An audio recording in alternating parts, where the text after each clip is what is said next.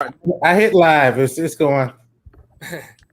Hey, folks, it's Lindsay Hustle back in the building. We're talking about another SPS Edge podcast. We got the crew all in place. We got Terry McCord Jr., we got Patrick John Rutherford in the building, and always on the ones and two, my guy, Coach Orlando Watkins, holding us down. We got a great show today. I want to thank everybody who gave the pregame announcement some love. You know, when I put the flyer out earlier, Terry, with the images on it, I got a good response. I got some people talking. Shout out to Tyler Hayward. He gave some feedback, and there's going to be a difference of opinion always when we start talking about these deep issues in sports. But I welcome that. I hope that the SBS Edge podcast with this great crew can help foster great conversation. So without further ado, I want to shout out you right on time. I got Horatio Williams and the Horatio Williams Foundation holding us down, as well as Gilead Sciences, as well as Dick's Sporting Good. And you're going to have a great message at one of our breaks from Team Michigan and some basketball. Can't wait to get to Traverse City, Terry. But let's start with this, some high school basketball. I love the fact that we can shout out high school coaches from throughout the state, particularly guys I know. We shouted out last week. My guy, Coach Thomas Wiltshire, heading on to Michigan State to be community relations and high school relations coordinator. That's going to be great for the Michigan State program, Terry. As well as today, I want to say a day ago, Flint Beecher's former coach, my guy Mike Williams, is going over to Davison. That's my guy. That's a good brother right there. Been knowing him for several years. A championship coach, and it's great to hear coaches get their due. I'll start with you, Terry. When you hear about Flint Beecher and the impact they've had as a program, and you hear about Mike Davis, who's won some 6 state championships, 6, my goodness, heading over to a neighboring program. He's going to also be the dean of students. He's had a lot of tragedy this year, as many of us have with COVID. He lost his father, and he's talking about really turning the page. But when you hear about him going over to Davison, what do you think about that, Terry? Well, 6 championships alone, a whole lot of winning, but I'm going to take a different approach on this. Dean of students, I mean, you see him kind of taking another challenge. I mean, with all that winning, I mean, I think we see it a lot where guys want to take another challenge, something to make them wake up out of bed again, have that drive, that energy. So I love to see that he's taking a different approach, not just impacting kids on the hardwood, but impacting kids off the court. So I'm really interested. Davidson's a really good football school, but it's going to be really cool to see how that translates to the hardwood. So big props to him. It's always hard to change a program, but as I know at Eastern, I mean, as long as the kids are willing to buy in and commit to it, I think he's going to have a lot of success, as we've seen at Beecher. Yeah, man, great words indeed. Mike's a great guy, and you're right to highlight the fact that he's also going to be taking on the dean of students role. I mean, that's a job within itself to really impact the culture there, and talking about looking forward to new challenges, and we want to wish him the best. Patrick, when you hear about Mike Williams of Flint, he has such success over there. What do you think about when you hear guys going from one high school program to another? I mean, do you see that as a given that there's going to be a challenge because you kind of changing cultures, or do you think his reputation and what he's accomplished is going to really help him with that transition? His basketball will translate. Davison probably just has a little bit more money to work with than Flint Beecher does. They're a big time school that probably has more money, and you get paid more when you work in the building. So, I think it's about that. But didn't he win 4 in a row with Monty Morris's group? He went hard, man. He went hard. I really underrated in what he's achieved. Yeah, and even though it was Class C, me and my dad went to we saw Monty Morris play. I believe it was his junior season. Man. Yeah, his junior season. It was at Pontiac High, and that was a serious regional, man. They had Josh Jackson's team at Consortium was there. They had a really good Bishop Foley team. They had a really good Madison Heights team was in it. So it was a really good regional, and they performed very well. So I remember him. He's a championship coach. I think it'll translate perfectly fine. I think he'll do even better. He'll have a lot more to work with. Yeah, that's a lot more to work with, and with how AAU is now, and how these coaches are really in the culture, and he can get players there just like Flint Beecher. He could do, So I think he'll be successful. I think it was a good move for him. Yeah, that's good. I like the fact that I used to always feel in talking to him over the past years, and shout out to, again, I got Horatio Williams. It was through Horatio Williams that I got connected with Coach Williams. But I used to think that he was so underrated, man. I'm like, dang, what else you got to do? What else you got to achieve? Like, when does he go get the call or get another opportunity? But I like the fact that he's leveraging his championship. Let's call it what it is. He won a championship. Next season, he's up out of there, deuces, and he's feeling good. You know, John, of course, you witnessed Coach Mike Williams coaching recently. You're very familiar with him. He's coached pros. I mean, what else can you say? Is it fair to say Davison can expect a state championship in the near future, or it's about talent and we just don't know what they have, and they should just be happy with competing more than they have as opposed to just winning an outright state championship? Well, let's take a look at it this way. Flint Beecher is an open school. Okay, now I'm going to take you guys down back in history a little bit. And I've been watching Flint basketball since I was in high school. And we don't have to go into detail about how great of a city Flint is for basketball. Flint Beecher's the last one standing. You know, we saw great Southwestern teams with Charlie Bell. We saw great Northwestern teams with Glenn Rice. We saw state champions with Flint Central. You know, multiple state championships with Stan Gooch as the coach. They all have gone by the wayside. Flint Beecher's still there, still competing. I go back with Flint Beecher to my good friend Mose Lacey, okay, that had the great late, God rest his soul, Roy Marble.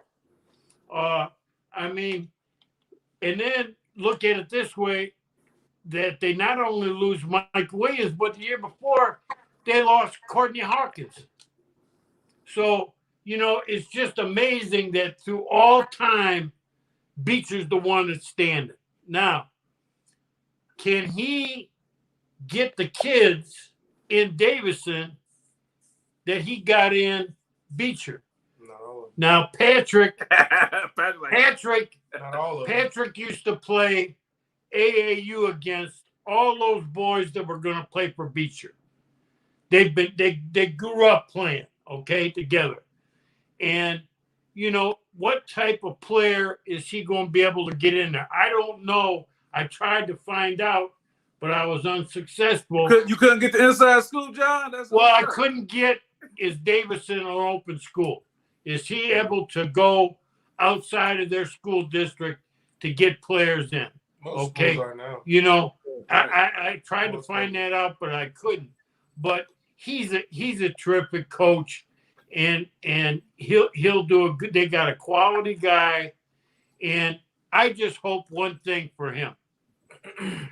You know, I watched my son Patrick play for Orchard Lake St. Mary's, go up to Davison, and that night Patrick hit 8 threes and ended up scoring 27 points.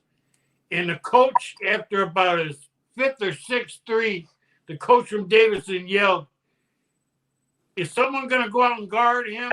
And Patrick took 2 steps back and hit a deeper three. So I hope Mike is able to defend the three better than the guy they had when Patrick was playing. Yeah. You got your agent on the line, Patrick, getting you some more time out here.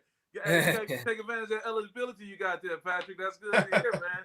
3-ball king. That's awesome, man. I want to wish the best. I love one of the things I love about having this platform, having great guys like you, is that we get to acknowledge people and give them their roses. Whoever's in earshot of this podcast, man, Mike Williams should have his roses. He's a good dude. You know, they weathered that storm when Jalen Terry decommitted from Michigan State, and I remember being in the media around Michigan State and how people wanted to make that an issue, but he was able to transition. And one thing I remember about being able to interview him when that topic was really big, and I said, we ain't gonna talk about it. And I just felt so good not being pushed to have to make a story that wasn't. And it allowed Jalen to talk about other things, allowed Mike to talk about other things. So that being said, it's been a great experience. So we'll keep an eye on Mike Williams. I'll He's make got a one of 3 go see NBA them players and too. do an SPS. What's that, John? I'm sorry, what's that, Patrick? I was just at a thought out loud. He's one of only probably 4 or 5 coaches right now active that have an NBA player. Yeah. You know, I can't think. You know, you got Cassius Winston from UAD. You Yeah. got Xavier Pat Tillman. Donnelly. You got Xavier Tillman from Grand Rapids Christian. And then Monty Morris from Beecher. I can't think of any others right now, but Josh Jackson's on the Pistons, so put some thought consortium. Because to your dad's point, we can't claim, nobody can claim Miles Bridges right now because he left and went away to prep school. And he really didn't hoop here. Yeah, he didn't touch down like that. I get it. Yeah. Well, that's a great story. We're going to keep an eye on that. The SBS Edge is going to definitely make its way up there. I want to get to the next topic and talk about the match. And maybe this is my Golf Jones coming out right now, Terry, man. The match that involved these superstars in their own right. From my right to the left, Aaron Rodgers. We want to say the quarterback of the Packers with an asterisk. We'll talk about that, Terry. You got TB, Tom Brady. I got to say, man, I don't know what it is about this guy, man, but the guy that they make you not want to like, I can't help but like him. Maybe that's just my only little, man, I don't know what it is. There's something about how he works. And my guy, lefty, Phil Mickelson, my favorite golf player. Shout out to Tiger, too, but I love that as a lefty. And when he comes, I'm not a lefty, but he makes bad tee shots, but still makes up. And I think that's just a realistic thing. And Brian DeChambeau, if I'm saying his name correctly, is taking the golf world by storm.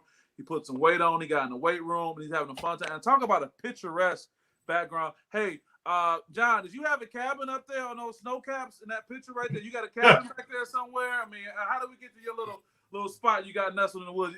We'll talk about that when we come back around. But, Terry, when you see the star power of what the match is, and let me add a little bit more. What I liked about the match, and this is just speaking from the heart, they went into Montana, pretty white community, is fair to say. But I love the diversity they brought in there. They brought, I think it's Cheyenne Woods. She's a golfer. She's a beautiful woman. They had her on the course. Even looking at the work crew, the people who were behind the scenes, I saw diversity. And it just made that, for me, man, it just made me as a golf lover and hearing these guys talking. I'll get to my question I have for you too, Terry. It just made it cool. But what do you think, and I'll ask all you guys this, about Aaron Rodgers, considering all the scrutiny he's under? This dude got to be a genius in my book. If he says, yep, I'm going to go ahead and play in this match with live commentary. You got the Charles Barkleys of the world who can say anything. Anytime you throw Charles Barkley into the mix, anything can be said.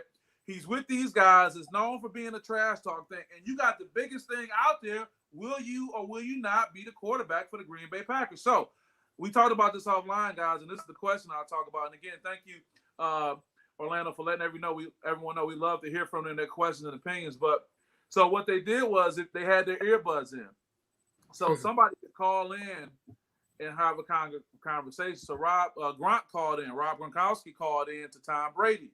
So who knows? Gronk was probably on the beach somewhere, on a boat somewhere. Ain't no telling what Gronk had going on. And he was speaking, as we say in the street, he was speaking reckless about Aaron Rodgers. He's like, oh, look at Aaron. He's all relaxed. He's just talking trash to him. But Tom Brady kind of comes in and cover like, oh, no, man, he's good. Like I don't know, man. He's going to be like, the quarterback for the Packers, I think. And the cool thing about that, guys, it was a fair statement. Because it's just like how we all would be. Like, man, is Terry, what is Terry's next move going to be? What is John's next move? So I say all that to say I really enjoyed watching the match. I locked into it. And I guess the question is, Aaron Rodgers a genius or he just stumbled upon an opportunity and it's just playing out? What do you think about that experience, Terry? Well, I mean, all the players golf. So, I mean, I think that this is something that they were waiting to happen. I think it's something that they've been planning for years. And then this is the year where, everyone's they're doing it while they're still around, still playing and everything. So I would say that I just love seeing all these competitive egos all in one area battling it out, even if it's not serious. Like it's like celebrity golf, right? Everyone's having fun, but you have those moments where they talking trash or, we don't know the stuff that wasn't said or heard on TV. That's stuff, but I want to hear, and it's funny seeing them react and interact with each other. But I think Rodgers is kind of playing this thing cool. I mean, it's enough media attention. I think Rodgers knows that the media is inching to get something out of him. Like he's been called a jerk multiple times. Oh, he's a diva. And I think that it's one of those things where it's like, okay, you got me right now, Brady. I ain't gonna say too much, even though you beat me last year to get to the big game. But I'm not gonna talk much right now. We're just gonna see. I think it's one of them kind of things where it's like we're gonna see who's laughing later when I make this big move. So I thought it was smart by him not to say anything, but it's also really funny to see Brady riding that that high horse right now, living off that Super Bowl. Yeah, he's the man right now. I want to stay with that for 1 second, Terry, before I go to John and Patrick.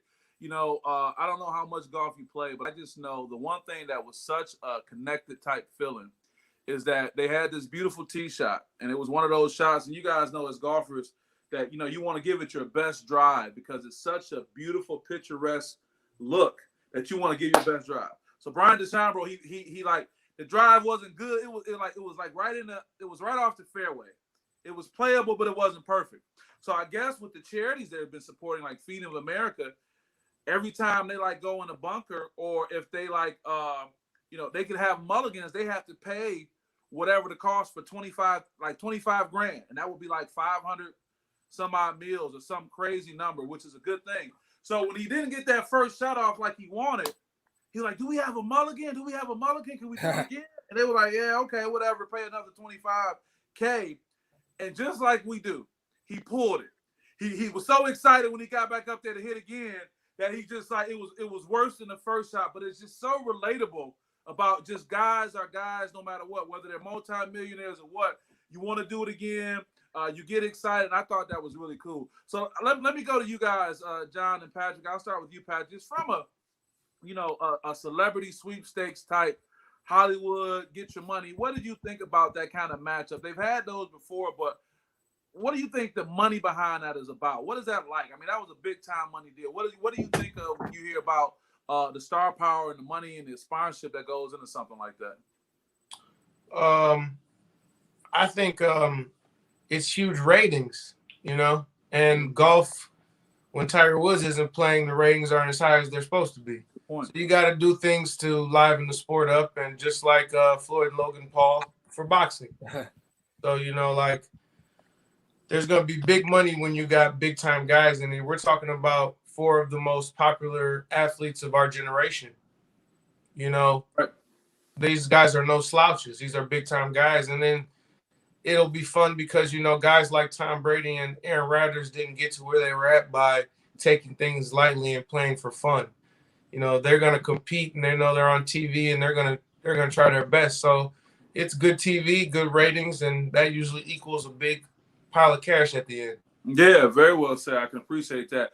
I want to go to you, John, and after we go to you, we're going to take a break real quick to really talk about our great sponsors, including Team Michigan. But let me ask you this question, John. Did you ever think it would come to this? When you go back to the golf pros that we know of, the Ernie Els, all those legends that we know, the Bear. I mean, did you ever think you would see tuning in to quote-unquote cable TV to watch a live foursome of football players and pro golfers at probably one of the most elite and exclusive, golf courses in the country? I mean, did you ever see it coming to this point? What do you think of it now? Well, I mean, it's all about making money. Somebody sat in an office in Los Angeles and said one day, "Damn, I should get Aaron Rodgers and Tom Brady, and we should team them up with this guy and that guy or somebody else." And, then he goes and he presents the plan to his boss, and somebody says, "Well, let's call so-and-so to see if they are interested in sponsoring this, and they're interested in paying it. And what would we make off this and that?" And somebody said, "Let's go do it." It doesn't surprise me. I mean, celebrity is celebrity, and people love this stuff. I mean, whether it's going through my smartphone and saying, "Oh, one of the Kardashians was wearing this today," and I say, "Patrick, do people actually look at this shit?" And he says, "Well, Dad, it had 3.5 million viewers, So, I mean, this is the age we live in. And I have 2 things to say about that match. First of all, I watched Tom Brady on LeBron's program on HBO, and he was on with Draymond Green. And he told Draymond Green, he said, "Man, I love you." He said, you just say what, what's in your head. You just say when you get interviewed. I never say what I really think. Everything I say is calculated. So, Wow. before you think Tom Brady's going to just let something out of his mouth, he's not going to, okay? Mhm. He said,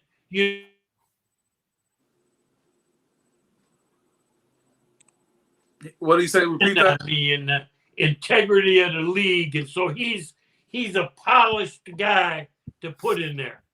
And I got this to say about Aaron Rodgers. It's July 8th. They start camp when? 2 or 3 weeks? His ass is playing quarterback for the Green Bay Packers, because if he don't play football, ain't no one give a crap about him playing golf. Mm-hmm. So he'll be right back where he was last year. And There's also some very big checks. Exactly. So, but the event, hey, baby, it's called Hollywood. Well, it's 4 of us, man. Maybe we do a show, or we can go somewhere and play some golf and get mic'd up. Come on, man. The SBS Edge. We get out there, father and son, Jedi, young Jedi. We put something together, man. It'll be good. We do a show from the links. Well, guys, we're gonna take a break, and we come back. We're gonna talk about the Olympic boycott and Sha'Carri Richardson and what's happening with that. There are a lot of different opinions and views about that. Again, I want to thank our sponsors. Shout out to Don Houston and my guy Sumo, Clarence Babord, the Streets Are Talking Podcast Network. Also want to shout out Horatio Williams and the Horatio Williams Foundation, Gilead Sciences, as well as Dick's Sporting Goods. Right now, we'll take a quick break. Sponsored by Team Michigan. Talk about some basketball. Can't wait. Hey, we can go to Traverse City and play up there. That'll be what we'll do. Go ahead, Team Michigan, take us away. We're so happy that our son is playing AAU basketball. Well, let's be honest. As much as we enjoy traveling with our son from tournament to tournament, who really likes sitting in a hot gym from sunup to sundown in a strange city with absolutely nothing to do? This is just how it is. Hot gyms, tiny hotel rooms, horrible food, and nothing to do. Well, my friend Tracy's son's team found a new series of basketball tournaments designed with the entire family in mind. Where Team Michigan Basketball is holding a series of basketball tournaments in Grand Traverse Resort and Spa, just outside of Traverse City, Michigan. Well, what does this basketball tournament offer that the others don't? A full spa, 3 golf courses, indoor swimming, playground, multiple restaurants and bars, casino gambling, great basketball shopping, and so much more. Wow! Where can we find more information? Their first tournament is this Halloween weekend. Tracy says visit basketball.com for information about the first tournament. Where are you going? I'm going to call a coach. We have to make sure he signs the team up for all of their tournaments. That's right, you guys. A scary good basketball tournament. Basketball at Grand Traverse Resort. Going to be up there. Some great golf up there, too. Look forward to getting up there. So let's talk about a different kind of topic. We just celebrated Mike Williams. We just talked about golf and celebrity. But let's talk about the social conscience of our society. There was a valid discussion that was circulating that just was something I wanted to bring up, Terry, about should we boycott the Olympics? And this goes back to Sha'Carri Richardson not being able to compete in both of her major efforts, meaning I believe she's the relay was going to be an opportunity at the end, but also I want to say the 200-meter sprint. Now, here's the thing. I'm wearing my USA Basketball red polo today and all my patriotism. If I was able to find one of my Marine Corps boot camp photos, I would have had that to load up. Hey, I'm a Black Patriot from 7 Mile. Now, I say that because as much as that may sound like an oxymoron, it just really speaks to basically, I think, the trauma that many of us were triggered by with the decision of Sha'Carri Richardson not being able to run. Now, many can argue, hey, she was just smoking weed. Marijuana is not an enhancement for her abilities. This is coming off the wake. Can you imagine, Terry, getting the news that someone's mother passed away and the media is telling you? But I think the backlash and I think the validity to the statement of boycotting, and for the record, I'm not advocating boycotting because there's so many other people we can recognize, but it's that trauma, Terry. It's that trauma that in society, you hear the rules are the rules are the rules only when they're the rules. I'll say that again. The rules are the rules are the rules only when they're the rules. Meaning that for any other reason, things get looked past, looked over. And lastly, I'll say this before I get to our esteemed panel. In Orlando, I know you out here on the ones and twos. We definitely appreciate your opinion because we know how close you and Michelle are to Team USA. Kyra Jefferson, that's my heart right there, doing great things representing. But, you know, do I believe in a boycott? I don't personally. But I just think that the Olympics, just like the match, representing all the great things about celebrity and society, this Olympic situation is the underbelly of that.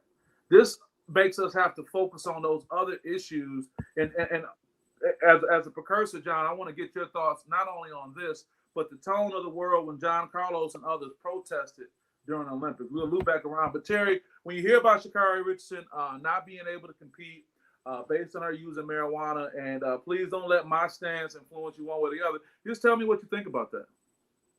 You know, I think I was a little shook by this, and I did a lot of research strictly on the marijuana ban. So she tested positive for THC. It's something that can be found in marijuana-like things, and I just kind of wanted to see the other side of things, and so I did some deep diving, and you know, I did find that I feel like a lot of this does have to do with the doping games back then, and which is why they made this rule, because they said that marijuana has been proven to be a masking mechanism used to hide PEDs or like other steroids, things that help enhance your performance. And so that's something that a lot of people don't know, that they used back then. They would use marijuana to flush out PEDs out of their system so they'd be clean. And so you have to put that in perspective as well. Marijuana also can help with muscle inflammation, recovery, all those different things. There are studies that show that on there, but it's one of those things where it's hard because you put yourself under that microscope to where, like, she's doing so well. She's coming first. She's like, you know, she's doing really well. She's on her way to win gold. But when you test positive for that stuff, and with these studies and these reasons, it's kind of hard when you're putting yourself on that microscope to where it's almost like they have to ban you. And there have been other athletes that have been banned as well. There's Andrea, I can't pronounce her name. I don't want to butcher it, but it's Andrea. She's a runner. She's from Italy. And then there's another person from the U.S. that has been banned too, named Tate Jackson.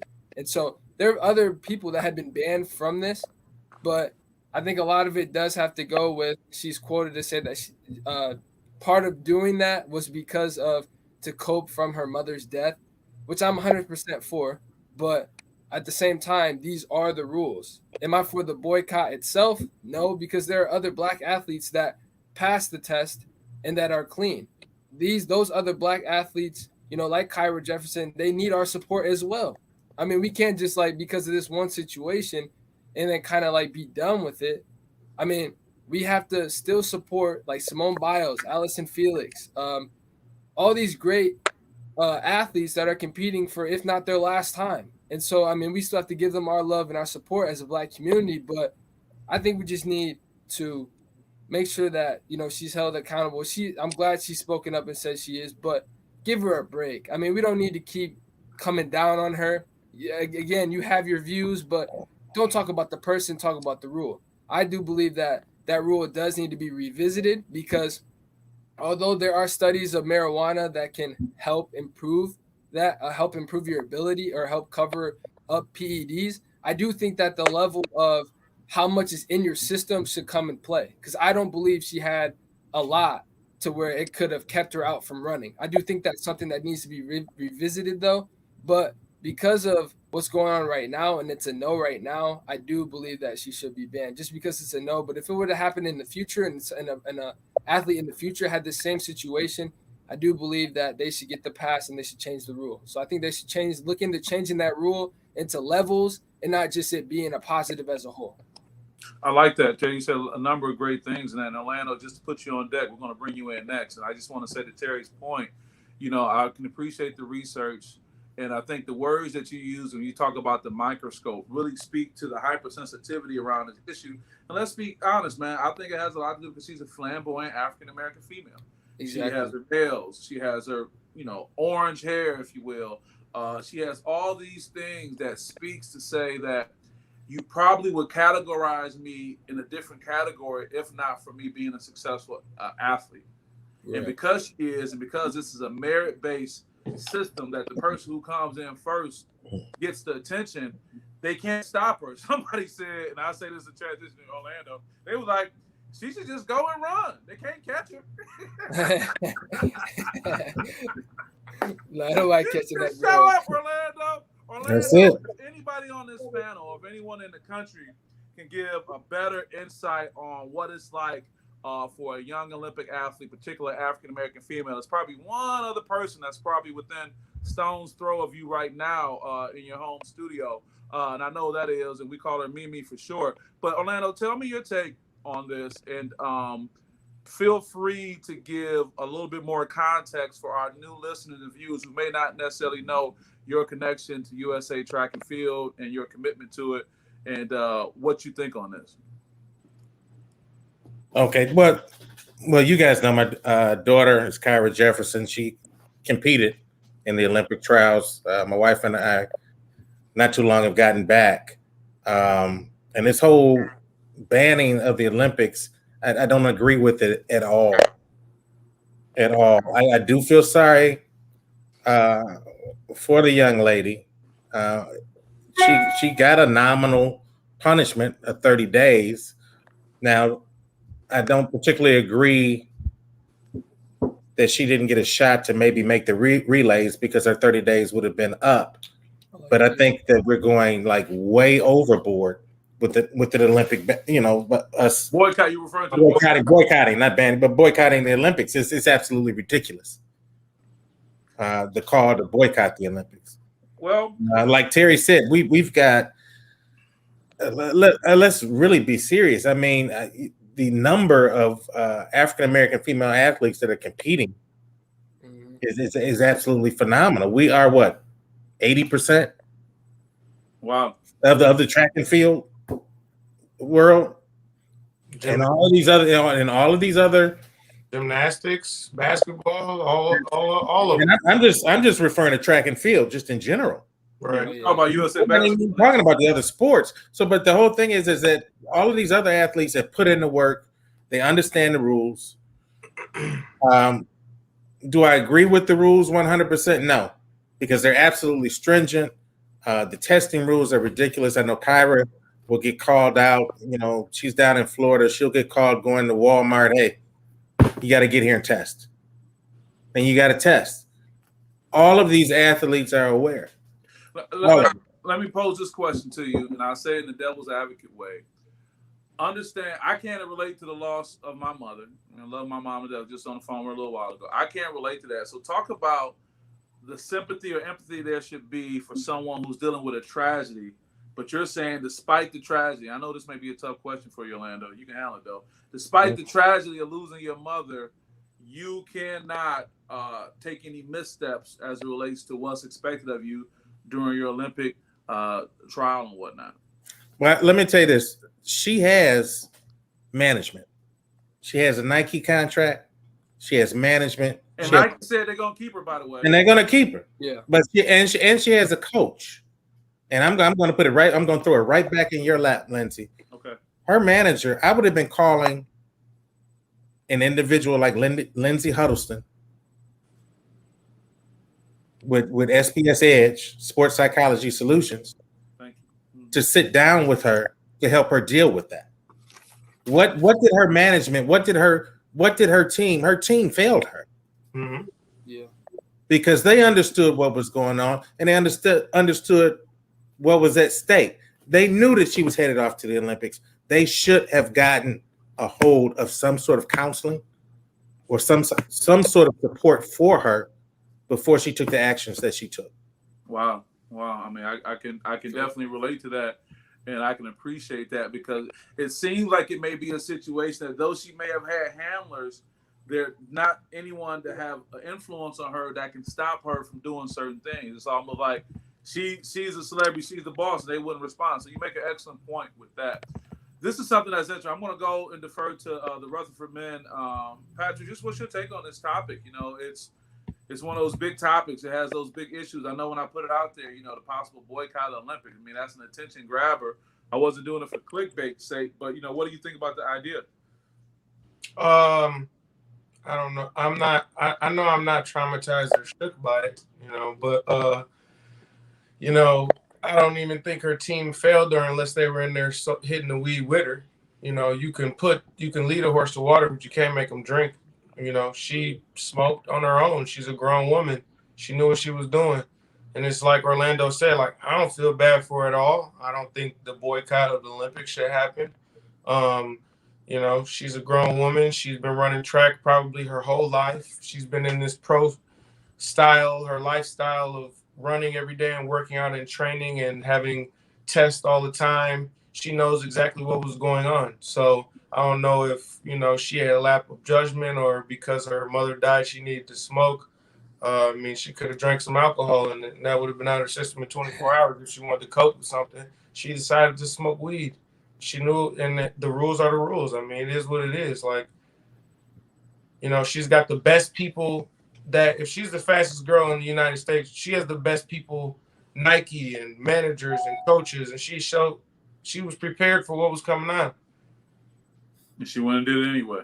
It did anyway. So I can tell you right now, and the way that she has handled it, and she's taken full responsibility.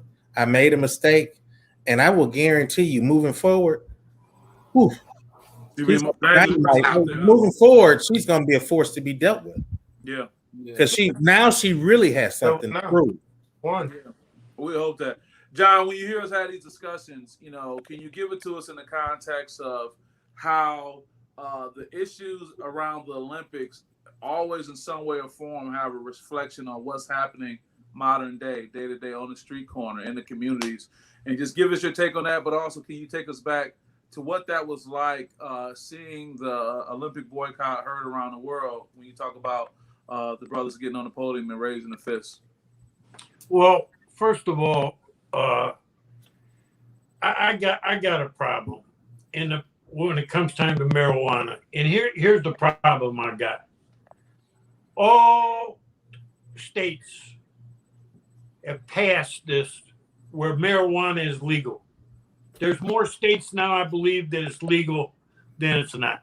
Okay, so you want the revenue, you want the money, you suck the money in, you say it's legal, yet there's thousands and thousands and hundreds of thousands of Americans that have been disqualified for jobs because they tested positive for marijuana.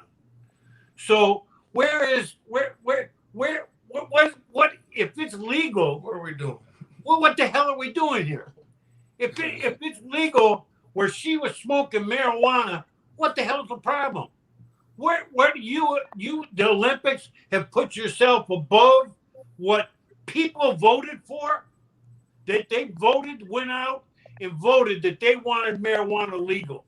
Yet Ford Motor Company, I read an article the other day, GM in Flint, and I believe it's what's the out there by West Bloomfield, Lake Orion. Okay, they couldn't fill 1,500 jobs because the people that applied for it tested positive. Too many people tested positive for marijuana. Now I have something that's close to me that went to Chrysler and applied and passed all the tests and did everything else, passed all the background check to get hired and failed the marijuana test and didn't get the job. Yet it's legal. So I think this is this is a problem that is not only this young woman's problem, it's all our problem. If you're one half of you say, well, it's legal, and then a private entity says, oh, well, no, you're out because you smoked it. Yep. You know, Right. this So it's almost like policy versus morality. Yeah, it's just not right. It's just not right. That's the take I got on it. And as far as the protest, hey, listen, you know, protest is in our genes. Okay, it's a way to get out your message that you don't agree with something, or that you want to get your point of view out. And what better stage than the Olympics? But there's all kinds of different platforms. And one of the great things about this country, just one of them, is freedom of speech and freedom to be able to demonstrate your feelings. And you know what? What one person says may make the hair on the back of your neck rise up. You're so disgusted and pissed off with what they said, but that person has the right to the freedom of speech. That's one thing that we got going. And I'm going to end it on a happier note. I listened to my man Seth Rogen, who I love as a comedy movie writer and actor, and he said he has smoked weed every day for the last 30 years, and if it had anything to do with speed, his fat ass would be the fastest guy in the world. He'd be fast out there. Right. Lindsay, I just got a comment from Holly Watkins, who I happen to know is my sister, and I don't know why she didn't put it in the comments, but she texted me, and I quote, I'm going to read her comment. She says she now has 2 million plus followers on Instagram and the backing of celebrities across the globe. She is now bigger than the Olympics. Wow. And then she said, my question is, who gave it to her? Be mindful of who's in your circle. Who allowed her to get it? Well, who's her plug? Yeah. But the first part is she's absolutely right.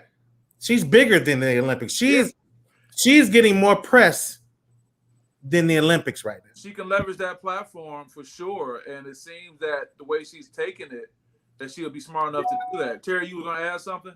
Yeah, I was going to say with the ruling, though, with the Olympic ruling, a lot of this is what was something I thought was interesting. So what caused that ban, though, wasn't necessarily the IOC. It was the World Anti-Doping Agency, which is something that the FIFA World Cup uses, the Tour de France uses, and like the Wimbledon that's on right now, they use that. And so we're dealing with like everyone across the nation with this rule. So I think like maybe other countries, the world.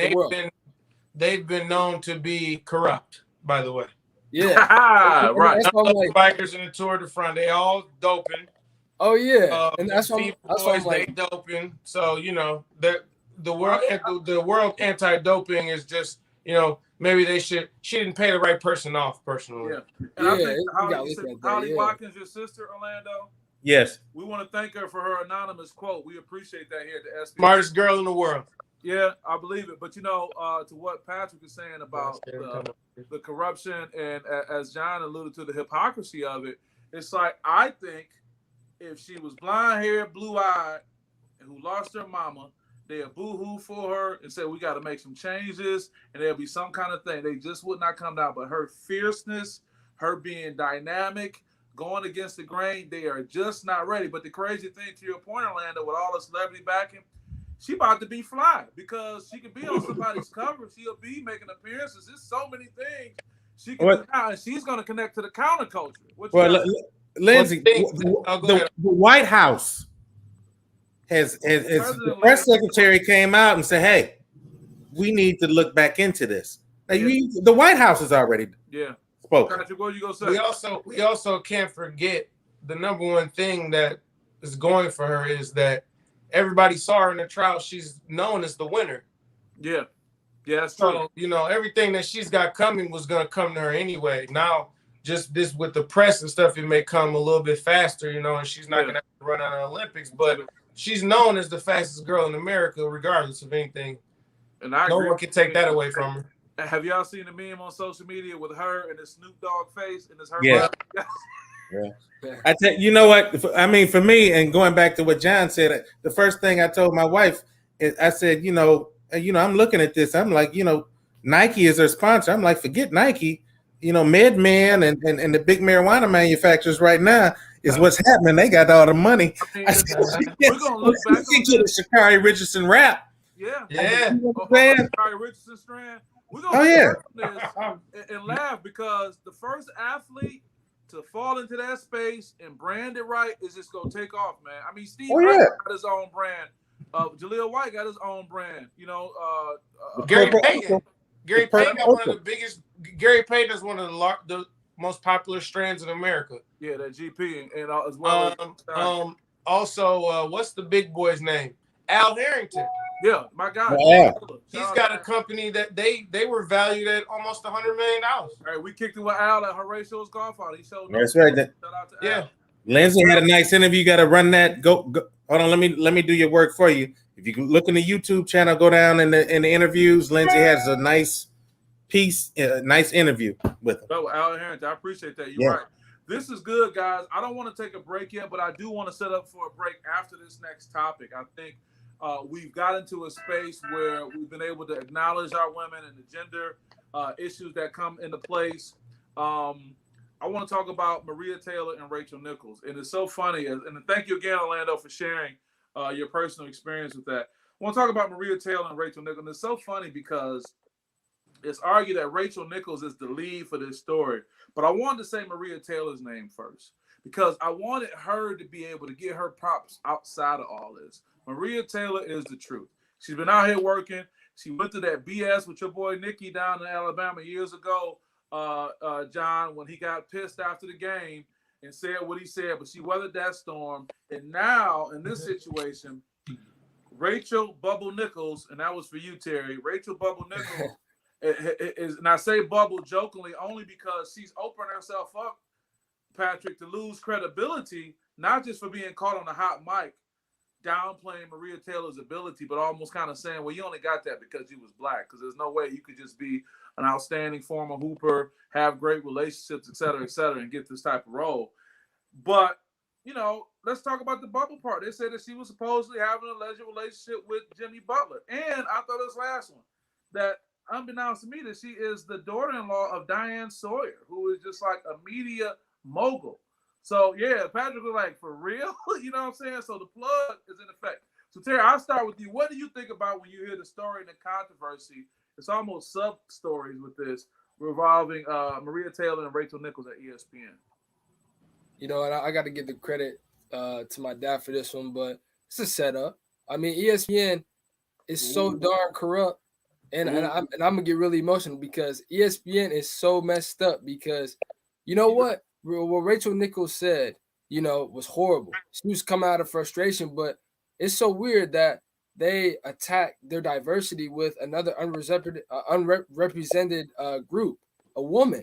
So it's like, start looking somewhere else of these white men in these different areas and then start putting Maria Taylor there because, look, they set Maria up because Maria is right now asking for about $8 million, which I think she definitely deserves, right?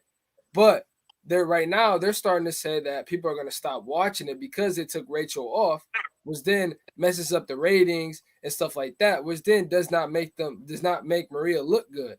Do I approve of that? No, because Maria definitely deserves that. We see the body of work she does, but my part is that it looks so messed up because LeBron's spokesman wiggled his way out of that one. We haven't heard a thing about what's going on with him. Hey, LeBron mafioso said, keep my name out of it. LeBron probably cut ties with him real quick. He keeps his brand fresh, but like my thing is like ESPN has always been known to be kind of corrupt with the diversity thing.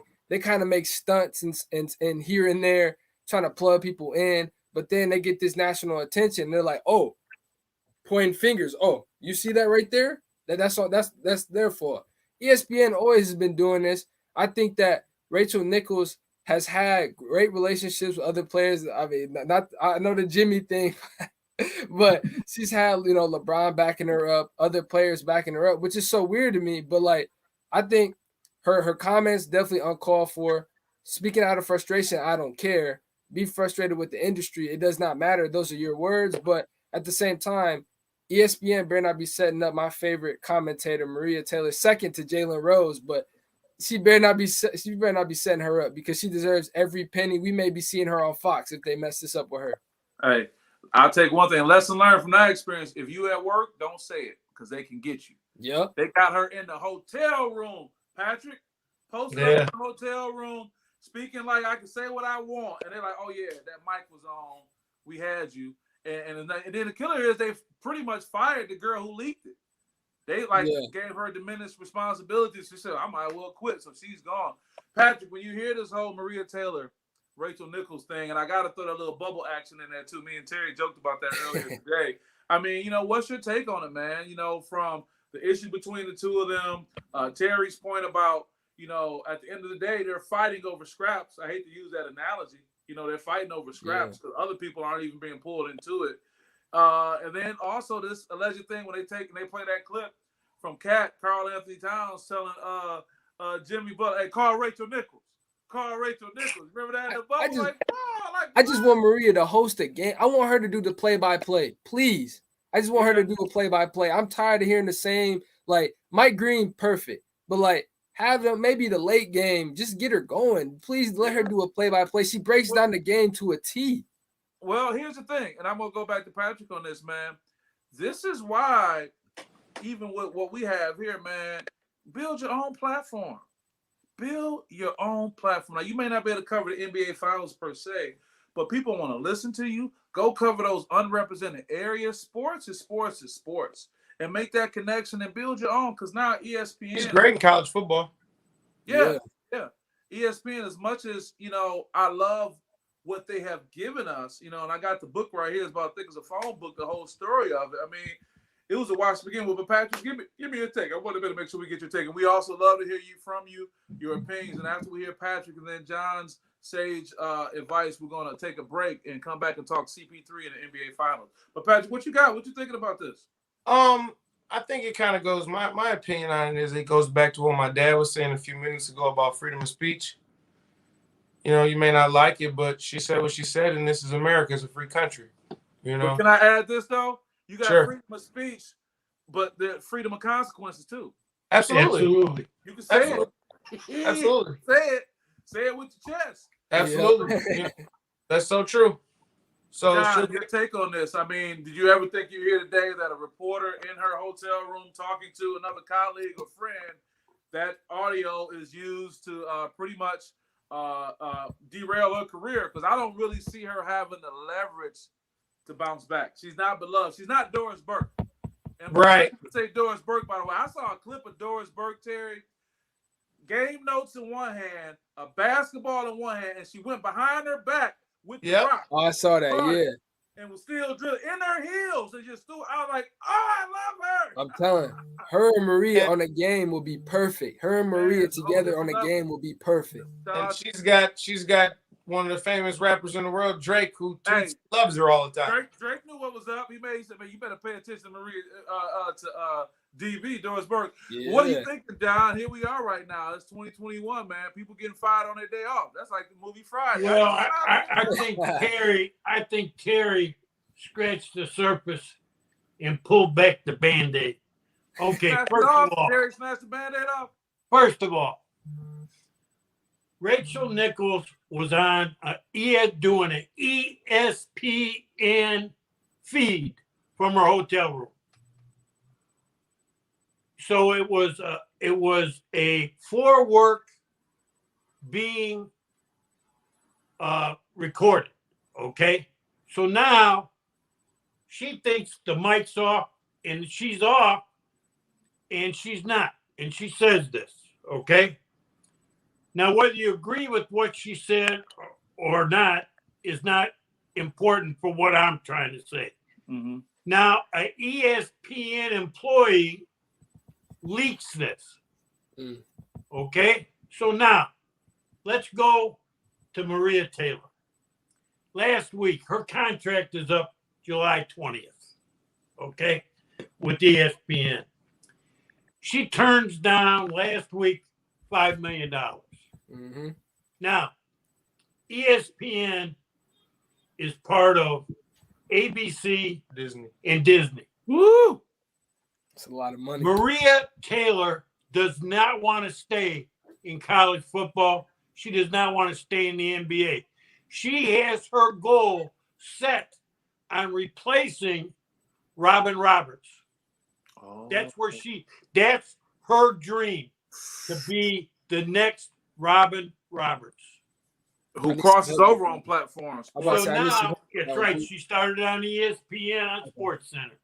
Okay, so now, who's the competition? Why isn't Maria Taylor taking this $5 million? Because Amazon has offered her. Oh. Okay, they've offered her money. They want her to create a whole new platform for them. So what does ESPN do? They, just like Terry said, Correct. they throw Rachel right underneath the bus. Yeah.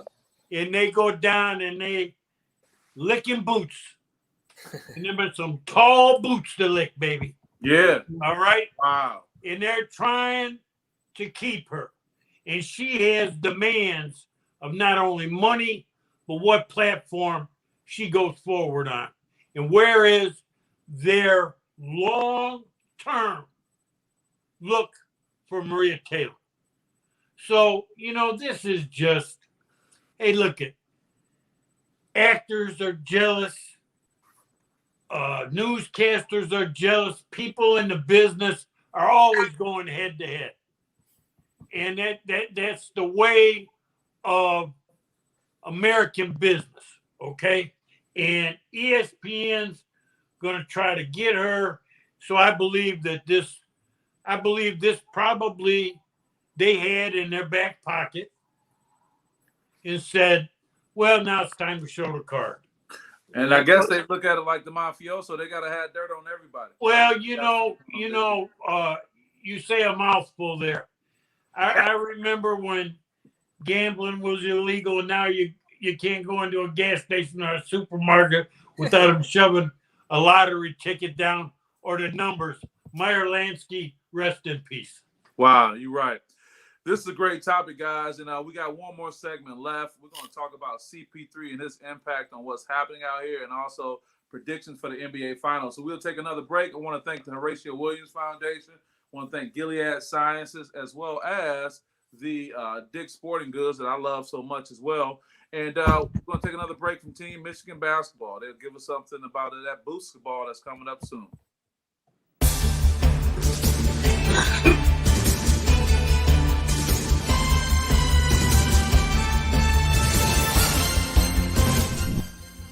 Breaking news! Team Michigan Basketball is presenting a series of basketball tournaments at Grand Traverse Resort and Spa. Get your teams registered today. The first tournament in the series is coming this Halloween weekend. Visit basketball.com or teammichiganbasketball.com for more information.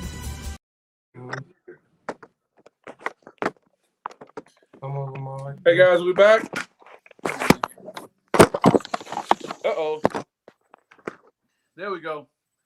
We are back. Shout out to my guy Aaron Mays. Aaron, you must have been in my head. I was just thinking about you. I was going to give you a shout out before I saw your comment. To my rumors are Maria Taylor may be going to NBC Sports. She out here in the game right now. She out here in the game. And then I think even with that NBC rumor, Aaron, to John's point, if Amazon out here, man, he'll say, hey, I'll give you a spaceship. Like, They what give you you want? money. You want your own planet? You know what I'm saying?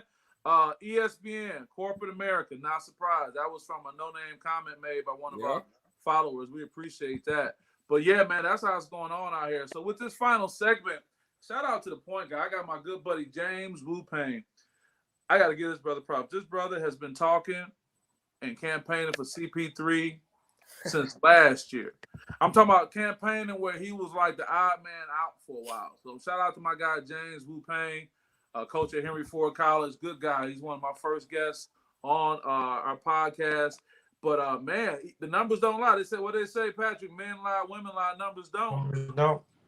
You know, wherever CP3 goes, he helps you win. Now, he may have a reputation, Terry, for being a quote-unquote bad teammate. I don't know if any of these guys will say that. What is the Chris Paul phenomenon? I guess the last thing I'll add as well, it's a great picture, Chris. Thank you for that, Orlando. The last thing I'll also add is and I'm not trying to be a LeBron rider in this case, but LeBron is not in the finals, Patrick. I saw that smile you gave. And look how many opportunities open up. It's like, oh, we got a whole NBA. It's like we got other teams. There are other superstars in the NBA, all because this man is out. I say that to give credit to LeBron James and Steph Curry about how them guys they've been running the summer. Nas need to make a song after them, like, hey, about 4 or 5 summers, it's gonna be about me. So with that being said, Terry, talk about CP3, and as we say that, also lead me to your prediction for the finals. Because it was only game 1. We have game 2 going on tonight, and at the end of the day, as a away team, all you want to do is steal one at home at the home team. That's all you want to do. That's good basketball. Am I right, John? That's good basketball. We'll talk about it. Terry, tell me what you think. Man, I love this game and this whole masterpiece Monty Williams has just put together. I mean, like, CP3 and Devin Booker, thank you so much for bringing back the mid-range touch to basketball. That is something I have argued with friends, family, loved ones, that the mid-range is still here. And I was listening to Chris Bouchard today, and he was talking about how analytics people have been really digging in on how shooting 30% from 3 might as well be 50% from the rest of the field. And I'm like, hold on. CP3 and Devin Booker, Kevin Durant, Kawhi Leonard, all these great players are showing you why the mid-range is still open. I mean, people say that's the worst shot, but why get a 2, you can get a 3. But, like, if that's your bread and butter and you can get to your favorite and your sweet spot like Kevin Durant does, why not?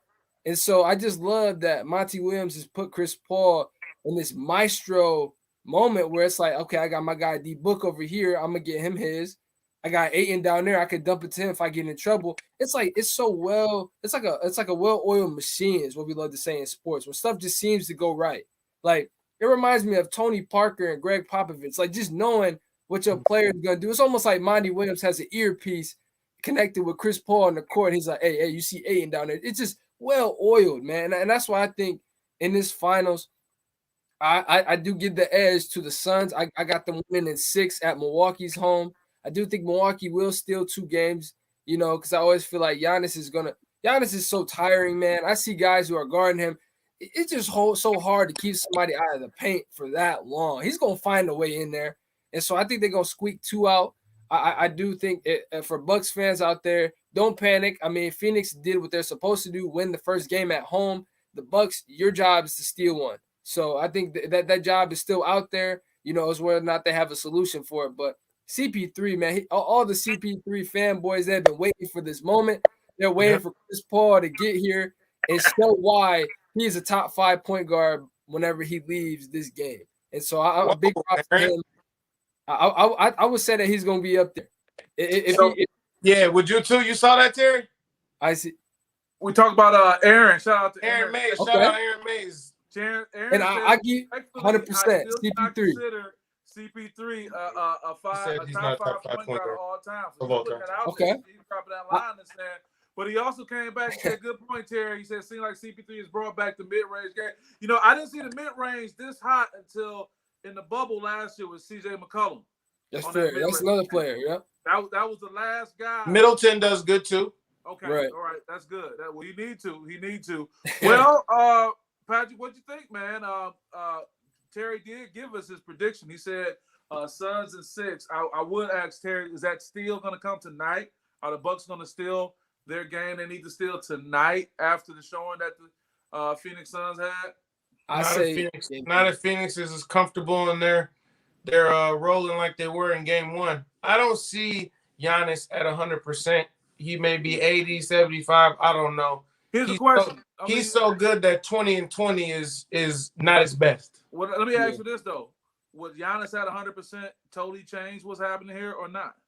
Yeah, absolutely. But I still think that the Phoenix Suns are a better team. Yeah. You know, I've been saying that before. You know, I thought that Phoenix was better than the Bucks with Giannis at 100%. Okay, wow. You have Devin Booker. Okay, first of all, a lot of people don't realize this, and you know, he scored 72 points when he was 20 years old in the NBA game. He scored 72 points when he was 20. All these years that they've played in Phoenix, he's been double teamed and triple teamed, and they try to stop him, and they usually stop in the offseason, his offseason workouts too, right? Yeah, and the gym with you know, his homeboys, they still double team him because he is a problem. He can shoot from anywhere, and he's just athletic enough to get to the rack and finish. He's a problem. And now with Ayton stepping up and playing better and getting used to the league, and Mikal Bridges hitting an open shot, and Crowder hitting an open shot, and CP3 getting in there and probing the defense all day long, they can't double team him. Then they can't double team Chris Paul. So if he's on, he's on. And it's one thing I want to say to Aaron Mays about Chris Paul. He's the last true point guard we have. You know, Allen Iverson came to the league and changed the guard position. So not everybody wants to be a scoring guard, and everybody wants to be that I'm gonna go for 30 like Kyrie Irving or something like that. You know, Chris Paul is going to put everybody in the position to succeed. He wants everybody to play their game. So, Patrick, is your point in disagreement to Aaron's respectful comment that he didn't consider CP3 a top 5 point guard? I truly challenge him to name me 5 point guards in the history of basketball that are better than him. I truly challenge him to do that. Leave it in the comments right now, because if you're so confident about that last comment, you'd have them right on top of your head. So Aaron, before the show's over. Challenge out here, man. Because that graphic back up. I mean, I can only my personal. I've never really thought of a whole top 5, but my personal, you got to go Magic.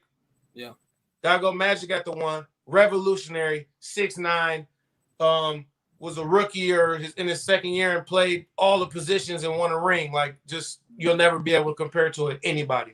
I don't care if they play for another 100 years. There's not going to be a 6'9" point guard like Magic Johnson.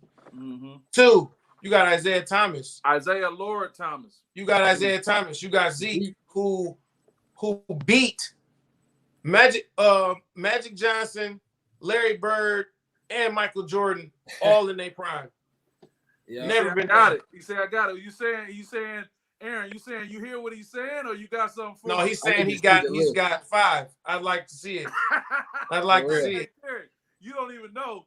You in the background, you like Isaiah. Then he be like, hey, I agree. You on the track, like, get him, baby, get him. Yeah. You know, you know what we're gonna say then? We're gonna say this as I get ready to transition to Patrick. Excuse me, to John. Whatever list may come out for next week's show, we'll go down and we'll talk about the top 5 point guards. Yeah. We'll also do that with USA. We'll talk about it. We'll do a USA basketball overview too. Okay. John, you've been hearing this, man. You've been a part of this great thing. You know, you had the heads up that we was going to talk about CP3 and what's going on. You see the numbers, and also along with your finals prediction, what's your take on CP3 right now? Well, I was telling Patrick the other night, you know, we've talked in weeks prior to this show about learning how to play and using the people that you play with. He's not explosive. He's not fast. He uses people. He doesn't even need a good screen. He just needs a body in an area, and he'll use it. Mm-hmm. And he creates changes in guarding people. He is just phenomenal using the people he plays with. Sure. And that's what Patrick says and what Terry says. You know, that's what a good point guard does. He makes the other players better. And I agree with Patrick. I think Phoenix has a better team. I think that when you take McConaughey, the boy from Notre Dame, I think that's how you pronounce his name. Yeah. And you take, and Terry, please don't get mad at me. What I'm about ready to say.